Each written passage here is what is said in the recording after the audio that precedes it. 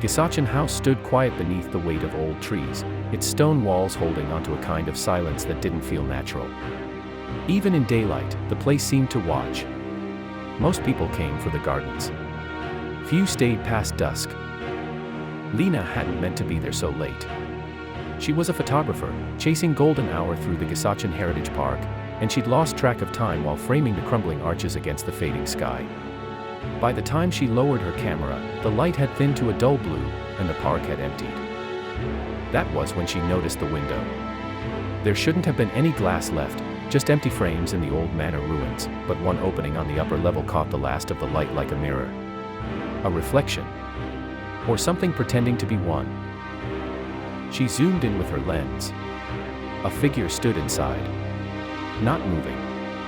Not quite shaped like a person either, too pale, too still, like something pressed flat against the air. It seemed to be facing her. Lena lowered the camera.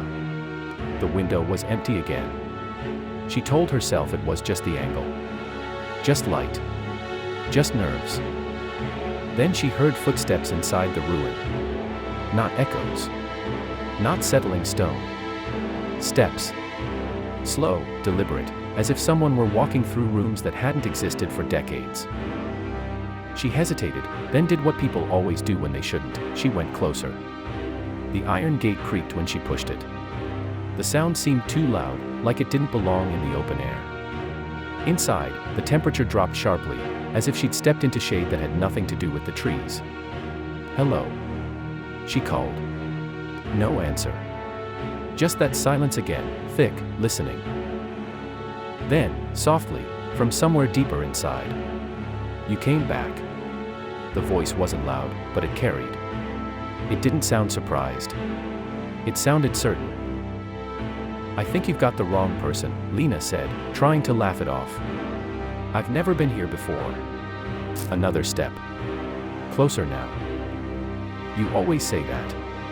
The words brushed past her ear, though nothing stood there. Lena's chest tightened.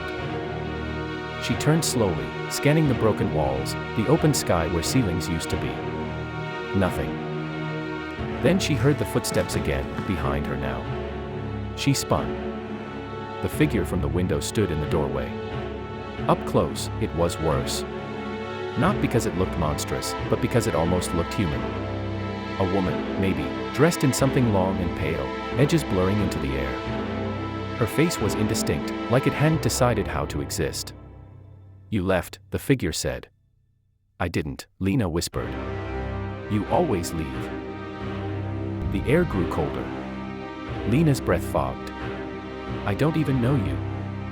The figure tilted its head slightly, as if considering that. "No," it said after a moment. "But you will." The footsteps began again, but this time they weren't coming from the figure. They were coming from all around. Circling. Lena backed away, heart hammering. The ruins seemed to shift subtly, walls leaning where they hadn't before, doorways stretching into unfamiliar shapes. For a split second, she saw the house as it must have been once, intact, lit from within, full of quiet movement. And full of people. All of them facing her. Waiting. She stumbled back through the gate and didn't stop running until she reached the street. The night air felt thin, unreal, like she hadn't fully left something behind. Only when she reached her car did she notice her camera still hanging at her side. Her hands shook as she scrolled through the photos. The last image she'd taken, the one of the window, was still there. But now the reflection was clearer. Not just one figure inside. Dozens. And in the center of them, closest to the glass, stood Lena. Looking out.